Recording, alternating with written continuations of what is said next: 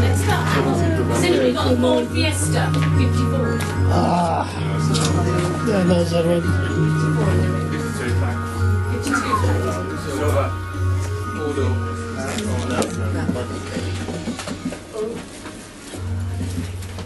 Evening, ladies and gentlemen. Evening, sir. Welcome to the Tower of London. And these are the dungeons you see before you. Not the high dungeons where dignitaries like Sir Walter Raleigh were kept, but rather the lower dungeons, where traitors were brought for their confessions to be extracted and to await their execution. The most dangerous criminal ever incarcerated here was one Guido, or Guy Fawkes. And this is the very cell in which he spent his last night 1 year ago. It was a visit that was punctuated by visits from friends and enemies alike.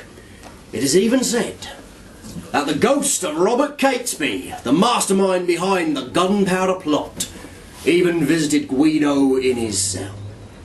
Now, if you close your eyes, close them. You closed them yet? Yeah. Good. Listen very carefully. And you can still hear the crowds jeering as Guido was led away from the trial. Free at last!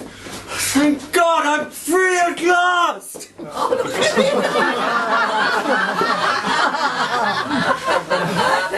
Master Fawkes, you're back in your cell. Don't you remember? Along with Thomas Winter, Robert Winter, John Grant, Ambrose Rotwood, and Thomas Bates, he was a yeoman. You've just been found guilty of high treason for plotting to kill the king and the king's family and all the members of Parliament by plotting to blow up Palace Westminster on 5th November 1605. Thank you, yeoman exposition. Destroy my little fantasy. Why don't you?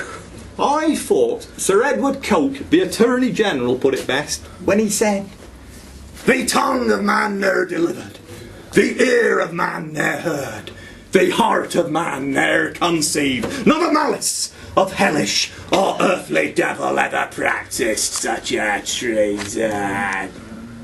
Quite a narrator. Not a bad inquisitor either. I can't say much for his punctuality though. You get me hanging around for days. What am I going to do now? Window cleaner? Yeah. Actually, I can tell you exactly what's going to happen now. You're not going to squash the back window, are you? No. They are selling transcripts of the trial already. You know, I think they must print these things before the trial even begins. Right. Apparently, you are to be drawn to your death backwards at a horse's tail, as you are lower than even the meanest beast. Your head shall be near the ground, as you are not entitled to breathe the common air. That's a bonus in this city. True enough. You are to be put to death, hung halfway between heaven and earth, as unworthy of both. Your privy parts are to be cut off and burnt before your face, as you have been unworthily begotten and are not fit to leave a generation after you.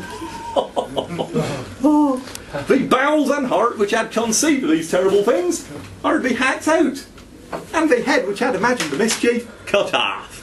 Thereafter, the various dismembered portions of your traitor's body are to be publicly exposed, that they might become prey to the fowls of the air. Oh, may God have mercy on your soul. You know, I was thinking fair play till you got to the privy parts bit, and then I confess, you lost me. You know, I remember one time, they took this man's entrails out, they twanged like the strings of a lute. Quite musical. He could have been a minstrel. Really? Oh, then there was another fellow, when they hung him, his eyes popped out and they rolled into the crowd. Do you know what they said? Do you? They said he was looking up his old friends. Get it? Most amusing. Oh, dear. That was a lovely execution, that one. One for all the family, you know. Oh, I remember another one. Here, this'll make you wince. When they tried to behead him. Look, did you mind? Really, can you just do me a favour? Just guard. Don't speak, just guard. Can you do that? I'll be quiet then, shall I? That'll be most appreciated.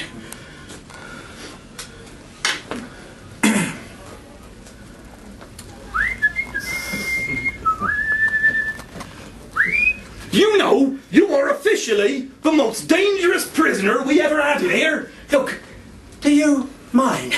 I mean, do you have to stay here all the time? It's not as if I'm going to be going anywhere, is it? I have my duty to do, Master Fawkes. After all, you are the most dangerous prisoner you've ever had here. Aye, I know. That could be the man come to take the order for your last meal. Oh, joy. Master Fawkes! Oh, what do you want? Now I say, what a pleasure it is to meet you. Do you know you are officially the most dangerous prisoner you've ever had here? I know.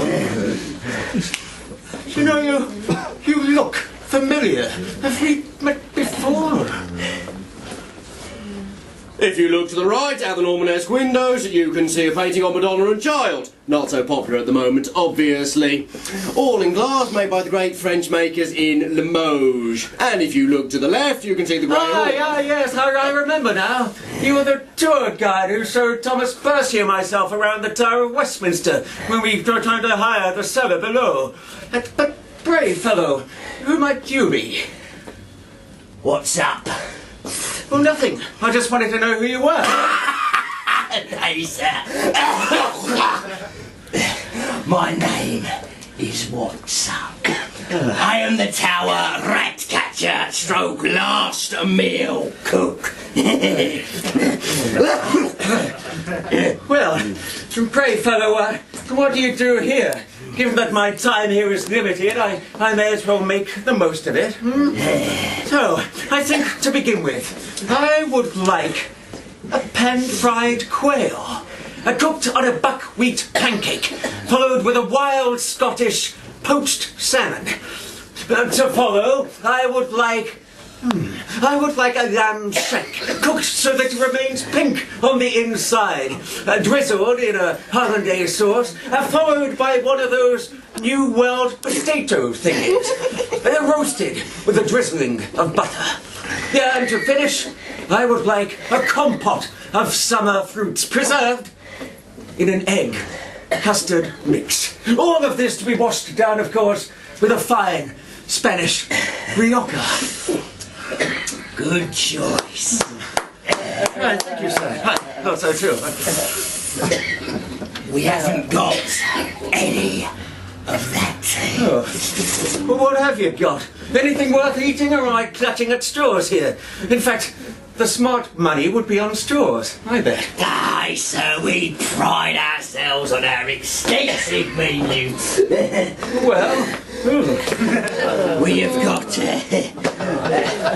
ratatouille, rat au vin, Welsh rabbit, and vermicelli. Have you got anything that doesn't have rat in it?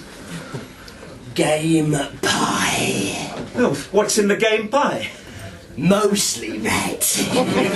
Look, you choose, just surprise me. Right you are, Master Fawkes. I think you'll be pleasantly surprised. Yes, I'm sure I will. You'll enjoy that. Oh, Master Fawkes, I couldn't trouble you for an autograph. Ordinarily I would be delighted to oblige, but as you can see, writing is a tad difficult at this moment in time. Here you are, let me help you.